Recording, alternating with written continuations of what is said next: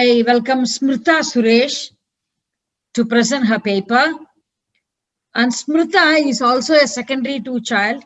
She is a multi-talented kid. Actually, I don't even know whether to use the word kid to her because ever since 4, she was a grown-up child, no choice for her. Ever since 4 years old, she was performing on TV for live shows, for dance especially. And she has performed dance in various stages, including Marina Bay floating platform. I remember to have shaken my hip once in the form of a dance along with Smrita. She was dancing very well and I was just imitating. She taught me because we were entertaining some crowd at Floating Bay at Marina Bay Center. And also she has been doing an elaborate storytelling form called Kada Kalakshepam from ever since very young, from 2013. Now Smrita is 14 years old. So from 2013 means ever since she was 7 years old, she was doing Kada Kalakshepam. Kada Kalakshepam means it's just like a way of storytelling in an elaborate manner, just like the spiritual leaders and all these spiritual speakers do in temples she has been doing. She has participated in many Tamil competitions, but her specialty has not been introduced by me yet. She is super good in drawing. She has done 3D drawing, pencil sketch, wall painting, realistic paintings, doodle art. Then world's biggest epic Ramayana and Mahabharata were recreated by Smrita through paintings and drawings. And I have had the great pleasure of opening one of Smrita's drawing and painting exhibitions a few years ago, in fact, when she was in primary school. I had the great honor of ribbon cutting to her program. And practically during PSLE time, when somebody who went to her house was shocked with disbelief, you know why? All parents pressurized. But this Madam Smrita was actually hanging upside down in her house near a wall on PSLE, doing what? Doing the most loved thing by her. She was painting her house walls. She was doing something, some artwork she was recreating. When PSLE exam was just about a few days away, just about, if I remember right, 5 or 6 days away. And that was her way of bursting stress. And this drawing or painting never affected her performance in studies. That is also a very important thing. So, in fact, she has taught us one of the methodology that could act as stress buster. Doing what you love the best can actually remove stress from you. But today, luckily for us, she is not going to talk about stress. She is going to talk about cybercrime. And she is also one of the very good speakers in Tamil. And I have had pleasure of introducing her recently on a Tamil TV show for Indian TV I produced through MAST. She was one of the Tamil debate speaker in a form called Tamil Pattimandram. She did very well in that. And now the title of a paper is Impact of Cybercrime on Teenagers. Welcome Smrita to present the paper. Smrita. Vijay, highlight Smrita.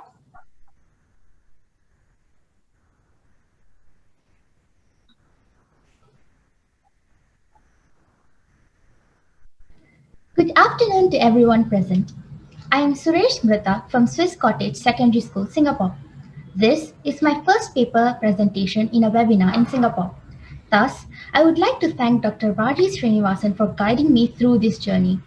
I would also like to thank MAST, Masters Academy of Speech and Training, and ACE International Limited for this opportunity. Today, I'm here to present on the impacts of cybercrime on teenagers. Next slide, please. What is cybercrime? Cybercrimes are criminal activities that either target or use a computer. Most, but not all cybercrimes are committed by cybercriminals or hackers who want to make money, and they are carried out by individuals or organizations. Planting worms, viruses, and bugs are also part of this syndicate, which are used for identity or data theft of somebody. This presentation aims to focus on the impact of cybercrime on the teenagers and how to rectify these issues. Most common methods of cybercrime. One of them is phishing. which is the use of fake email messages to get personal information from internet users. Identity theft is the misuse of personal information. Hacking not only shuts down or abuses various websites and computer networks, but it also triggers malicious hate crimes inciting terrorism.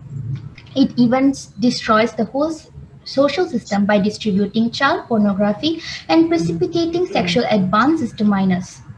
These are some types of cybercrimes we have seen around us. But these cybercrimes happen because, as a society, we have not realized the seriousness or understood the consequences of not protecting us in the cyberspace. Firstly, cyberspace is where most of the people share their personal information. This leads to identity theft as cyberspace acts as a convenient platform for the criminal to carry out what they want to do, and most of them do not find a good way out of this problem. An article in the Straits Times shows that only 1 in 3 Singaporeans guard themselves in cyberspace as a number one priority. It also had a survey conducted by a cybersecurity company. The survey covered over 6,500 respondents, including 501 respondents from Singapore. It was found that fewer than 1 in 4 people used identity theft solution, which monitors the use of personally identifiable information and provides insurance and recovery tools in the event of identity theft or fraud. Secondly, there's a rise in the number of people who do online shopping. Criminals thus use cyberspace to lure people by great deals so they can gather their personal information such as their identification number and their personal PIN number of credit and debit cards. They may also simply steal money from people with the use of fake advertisements. A very important reason for cybercrime is the presence of cybercriminals who do not uphold their moral values. Furthermore, this is an evolving world. As time changes, the platforms and methods of crimes also change. In this digital world, the most prominent type of crime is cybercrime because that is where it is a bit harder to get caught. To me, cybercrime is not only about stealing information or money from one, but also the act of bullying, degrading, or assassinating one's character. As a teenager, the most relevant cybercrime to my age group is cyberbullying. Next slide, please. In Singapore, there were 9,430 cybercrime cases reported in 2019, which is an increase of 51.5% from the 6,215 cases reported in 2018, according to the key findings from the Singapore Cyber Landscape 2019 report. Next slide, please. Impact of social media on teenagers. Social media is a place where most teenagers express themselves. Most of them spend a lot of time surfing the internet and scrolling through social media such as Facebook and Instagram. The cyberspace is used for a lot of uses such as learning through platforms like Kahoot and Quizzes. The cyberspace is also used for researching, doing homework, and a lot more. However, these platforms are mainly used for entertainment purposes. To me, there is nothing wrong in the use of cyberspace for entertainment purposes. But if it turns into cyberbullying, that is where it becomes more concerning. So, what is cyberbullying?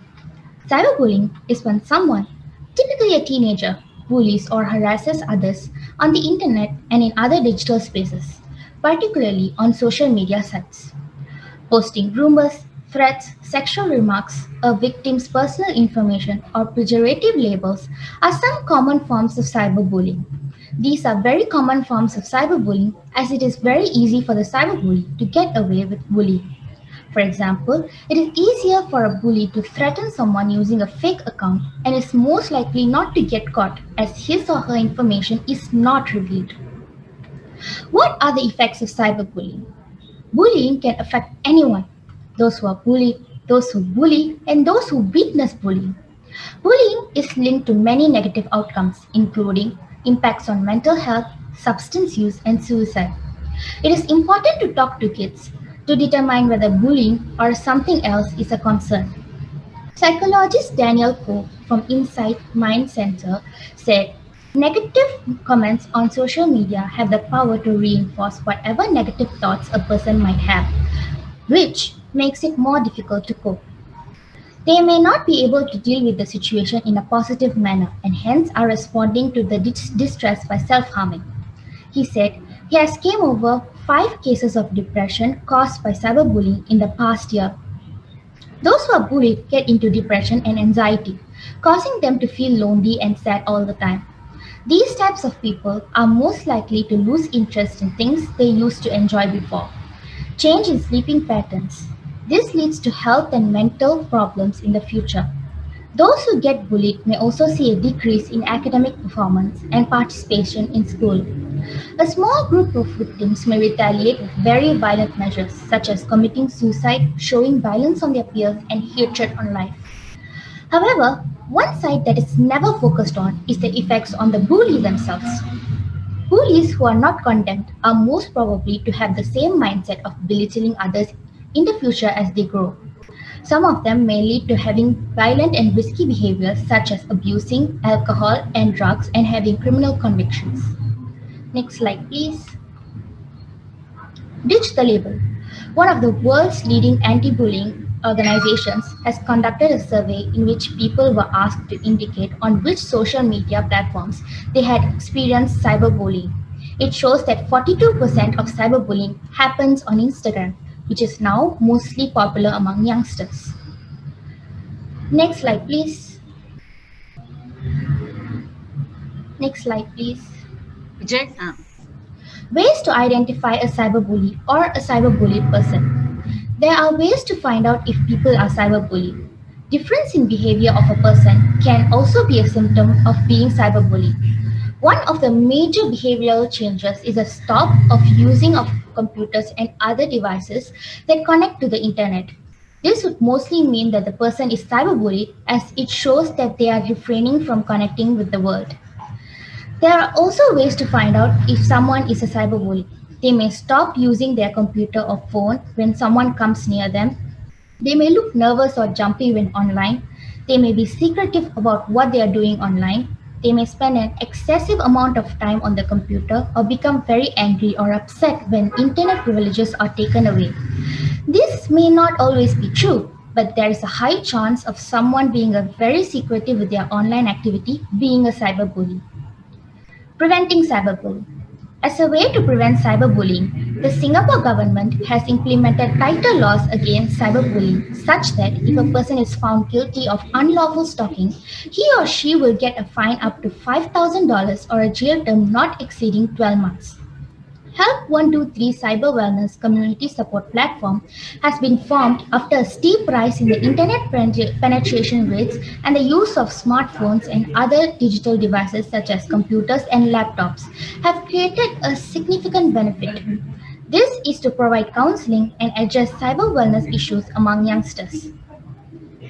In my opinion, cyberbullying is a very critical problem to teenagers in this evolving world. The increased connectivity to the outer world may be bad at times as it makes people prone to these kind of cyber problems. Cyberbullying can affect a teenager's mental state in a very bad manner, making them choose a very bad way out of this problem, such as violence, depression, and suicide, which affects their family as a whole. Cyberbullying is a hindrance to the growth of a teenager who could be affected by issues related to self-esteem, self-confidence, and socializing, and being very transparent with all their activities.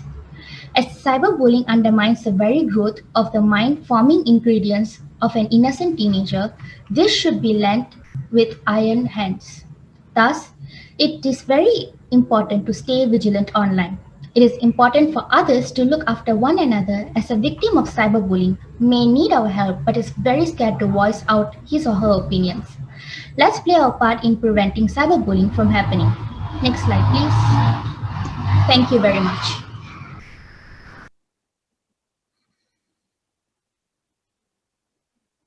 Next slide, Vijay.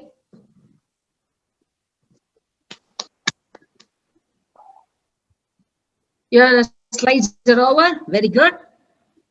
That's excellent, Smrita. It was a really great presentation due to various reasons. I actually appreciate your doing on cyberbullying, first of all. You see, many topics were done in this forum yesterday and today. but US is quite unique also because cyberbullying and cybercrime is something that's quite the need of the hour now.